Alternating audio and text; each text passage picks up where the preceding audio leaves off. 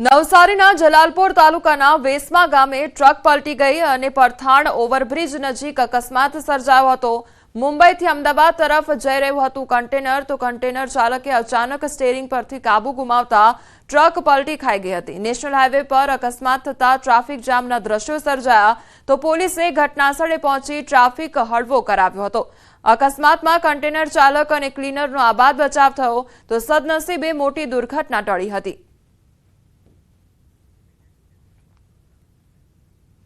વડોદરામાં મારામારી મામલે પોલીસની કાર્યવાહી હાથ ધરવામાં આવી છે। વિડીયો વાયરલ થતા પોલીસે કાર્યવાહી કરી મારામારી કરનાર યુવકોની અટકાયત કરવામાં આવી છે। સોમા તળાવ પાસે ગલ્લા પર મારામારી થઈ હતી। મોડી રાત્રે 1 વાગે યુવકોએ તોફાને ચડી ટેબલો ઉછાળ્યા હતા। સિગરેટના પૈસા આપવા બાબતે તકરાર થઈ હોવાનો ખુલાસો થયો છે। પોલીસે પગલાં લીધા બાદ તોફાનીઓની શાન ઠેકાણે આવી ગઈ। યુવકોએ કાન પકડી કહ્યું, મારામારી કરી એ અમારી ભૂલ હતી, હવે પછી અમે કાયદાનું પાલન કરીશું, ફરી ક્યારેય આ પ્રકારની ભૂલ નહીં થાય।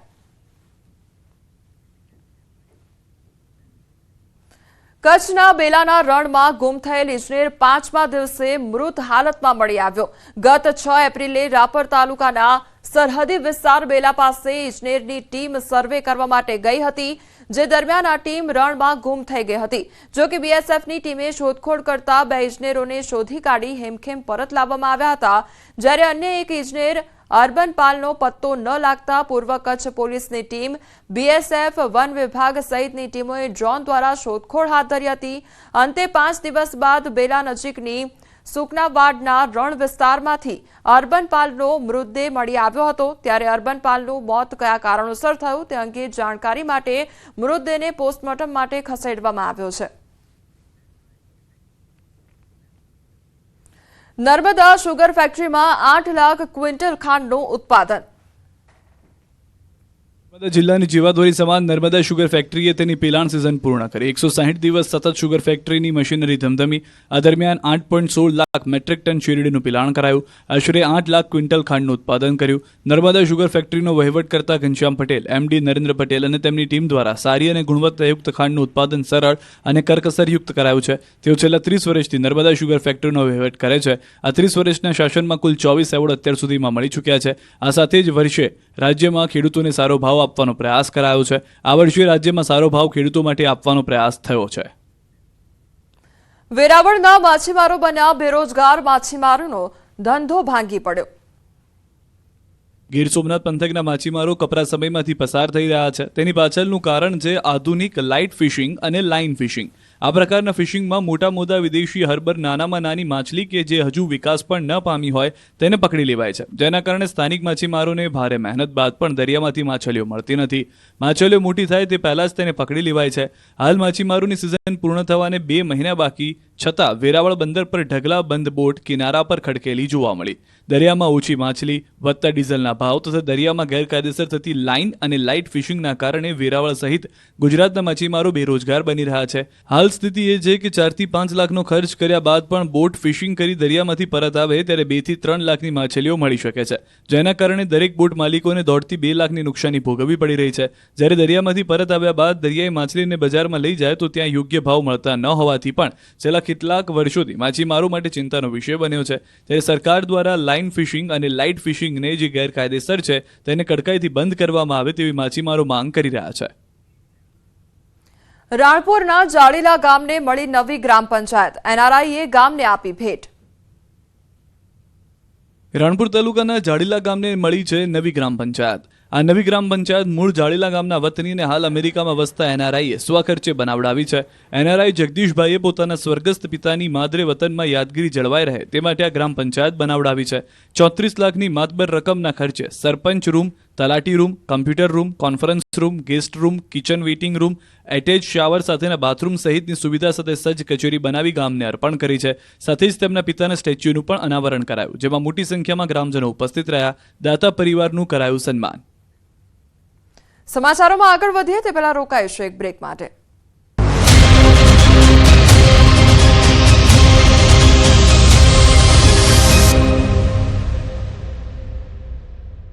તેના હાથમાં લાકડી સાથે એક શખ્સ આવતો દેખાઈ રહ્યો છે. દ્રશ્યો ચાણસ્માના ઝીલિયા ગામે આવેલા ગાંધી આશ્રમમાં છે. આરોપ છે કે એક જ પરિવારના 3 શખ્સો તલવાર લઈને આશ્રમમાં ઘૂસી ગયા અને આશ્રમના કર્મચારીઓ સાથે મારામારી કરી. પદ્મશ્રી માલજી દેસાઈ તથા તેમના પુત્રને મારી નાખવાની ધમકી આપી હોવાનો પણ આરોપ છે. આરોપ પ્રમાણે અમારા સંબંધીને તમે નોકરીએ કેમ રાખતા નથી તેવું કહીને હુમલાખોરોએ હુમલો કર્યો અને ધમકી આપી. ફરિયાદ બાદ પોલીસે કનુ દેસાઈ, પ્રવીણ દેસાઈ અને દશરથ દેસાઈ એમ 3 આરોપીઓની ધરપકડ કરી છે. સાબરકાંઠા જિલ્લામાં આ વખતે બટાકાનું મબલખ ઉત્પાદન થયું છે. બટાકાના સારા ભાવ મળતા ખેડૂતો ખુશખુશ.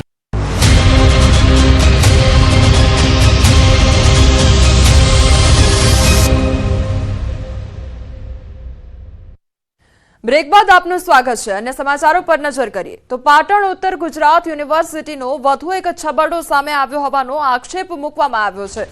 વિદ્યાર્થી નેતા યુવરાજસિંહે આક્ષેપ લગાવ્યા છે. એલએલબી સેમેસ્ટર 4ની પરીક્ષામાં પેપરમાં છબરડાનો આક્ષેપ લગાવવામાં આવ્યો છે.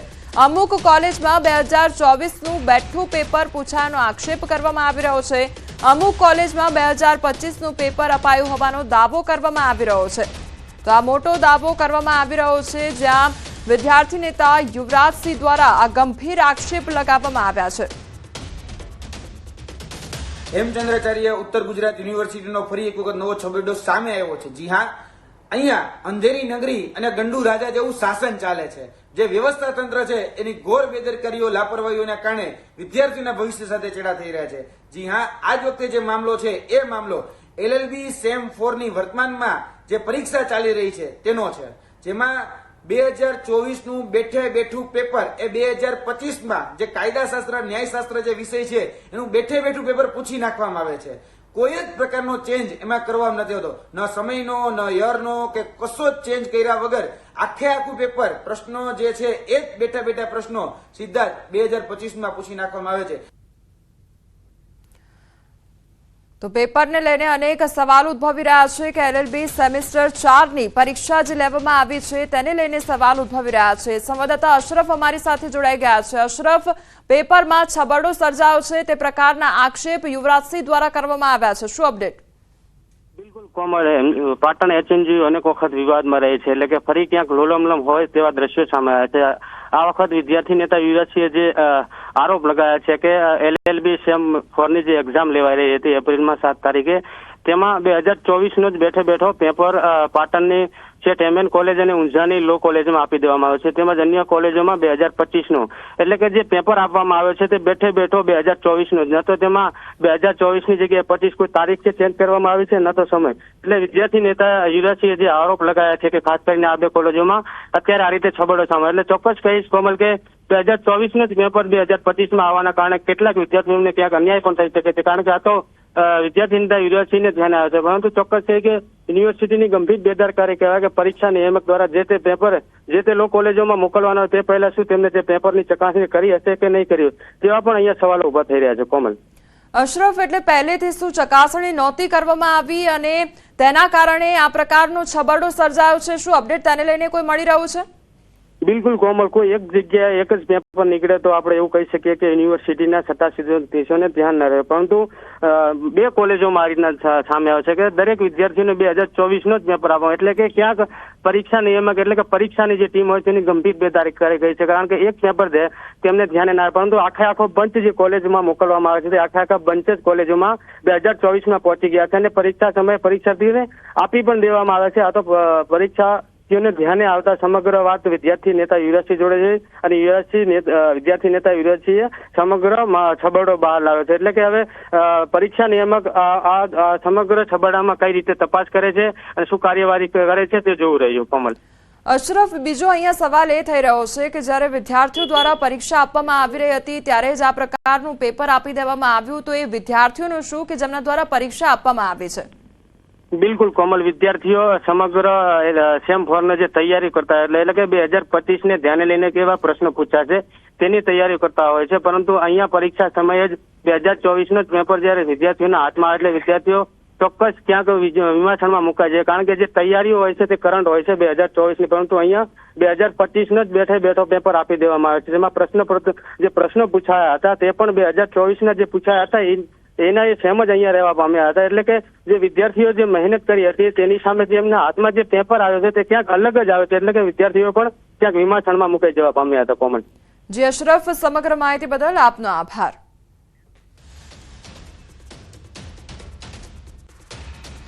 ભગવાન માધવરાયજી અને રૂકમણીજીના વિવાહની વિધિ સંપન્ન થયા બાદ ભગવાન માધવરાય રૂકમણી સાથે વાજતે ગાજતે માધવરાયજીના નિજ મંદિરે પહોંચ્યા હતા.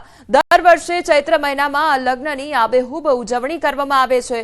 આ ઉજવણીની સાથે સાથે માધવપુરમાં લગ્નની ખુશીમાં મેળાનું પણ આયોજન કરવામાં આવે છે.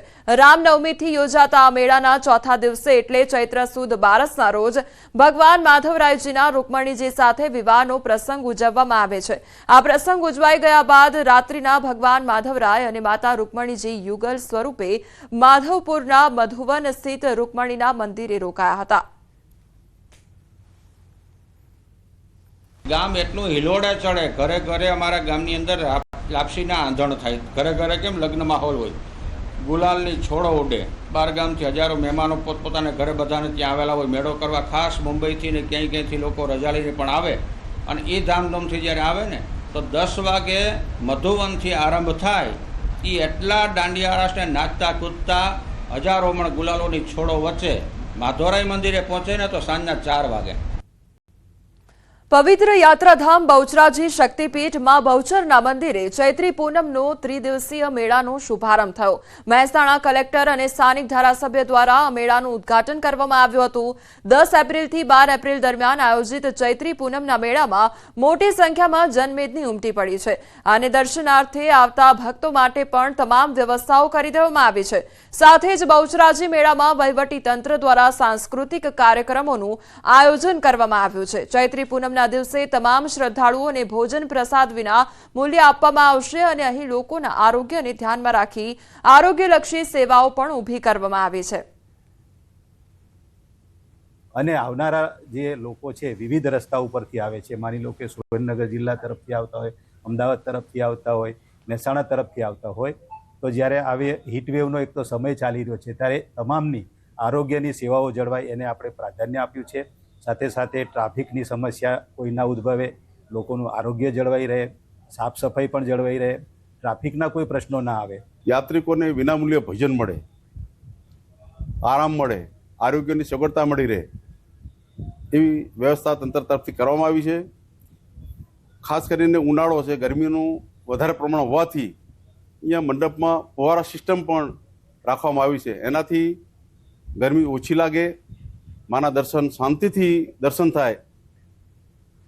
શક્તિપીઠ અંબાજીમાં સૌપ્રથમ વખત ત્રિદિવસીય રાષ્ટ્રીય મહિલા આર્ચરી સ્પર્ધાનો શુભારંભ કરવામાં આવ્યો હતો.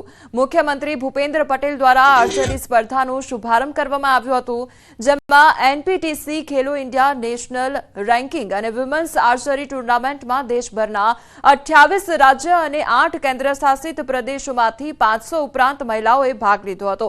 દેશભરમાંથી 18 યુવતીઓએ પોતાના રાજ્યનું નામ રોશન કર્યું છે. સિનિયર કેટેગરીમાં 6 ગોલ્ડ મેડલ, જુનિયર કેટેગરીમાં 6 સિલ્વર મેડલ અને સબ જુનિયર કેટેગરીમાં 6 બ્રોન્ઝ મેડલ મેળવ્યા છે, જેમને બનાસકાંઠાના મહિલા આઈપીએસ અધિકારી સુમન નાલાના હસ્તે મેડલ આપવામાં આવ્યા. સાથે જ વિજેતા પ્રાપ્ત કરેલા યુવતીઓને શુભેચ્છા પાઠવવા સાથે સરકાર દ્વારા નિયત કરાયેલા રોકડ રકમના ચેક પણ અર્પણ કરવામાં આવ્યા. पहले तो मैं कॉन्ग्रेचुलेट करना चाहूँगी गवर्नमेंट ऑफ गुजरात को और sports authority of Gujarat and tourism department along with NTPC कि इतना शानदार जो है नेशनल वुमेन आर्चरी कंपटीशन पहली बार अंबाजी में इन्होंने ऑर्गेनाइज कराया है और बहुत ही सीमलेस गया है. 400 से ज़्यादा यहाँ पार्टिसिपेंट्स आए हैं. उनके रहने का, खाने पीने की व्यवस्था सरकार ने की है और सेफ्टी और सिक्योरिटी का ध्यान पूरा पुलिस ने रखा है और बहुत ही सक्सेसफुली हुआ है. पूरी एनआरटी में गुजरात में मैंने गोल्ड मेडल जीता है, जिसकी मुझे बहुत खुशी है. यहाँ पे बहुत ही अच्छा इनिशिएटिव लिया गया था गवर्नमेंट की तरफ से. बहुत ही अच्छे लेवल पे एक टूर्नामेंट करवाया गया था जिसमें हमें कैश अवार्ड्स भी दिए गए. मैं चाहती हूँ कि ऐसे ही टूर्नामेंट और भी होते रहे ताकि लड़कियों को और अपॉर्चुनिटी मिलती रहे. વિશ્વ હોમિયોપેથી દિવસ 2025ની ગાંધીનગરમાં ઉજવણી થઈ અને આ પ્રસંગે મુખ્યમંત્રી ભૂપેન્દ્ર પટેલે કહ્યું કે રોગને જડમૂળથી નાબૂદ કરવાનો હોમિયોપેથીમાં ગુણ છે. વ્યક્તિના તન મન અને આરોગ્ય સારું કરવામાં હોમિયોપેથી મહત્વનું છે અને આ જ હોમિયોપેથીને પીએમ મોદીએ નવી દિશા આપી છે. સૌની સુખાકારી માટે સૌને પોસાય તેવું આ હોમિયોપેથીને નવું બળ આપવામાં આવ્યું છે. હોમિયોપેથીનો વ્યાપ વધે તે માટે ઘણા સુધારા કરવામાં આવ્યા છે. નવા રચાયેલા આયુષ મંત્રાલયના લીધે નવા સીમાચિહ્નો પ્રાપ્ત કર્યા છે અને ગુજરાતે આવી વૈકલ્પિક સારવાર માટે એક આધાર ઉભો કર્યો છે. તો આયુષ મંત્રાલયના લીધે જે નવા જે સીમાચિહ્નો રચાયા છે તે વિશે પણ સીએમ દ્વારા વાતચીત કરવામાં આવી છે. તો આજે વિશ્વ હોમિયોપેથી દિવસની ઉજવણી કરવામાં આવી રહી છે અને રોગને જડમૂળથી નાબૂદ કરવા માટેની જે કામગીરી થઈ રહી છે તે વિશે પણ સીએમ દ્વારા વાતચીત કરવામાં આવી છે. હાલ સમાચારોમાં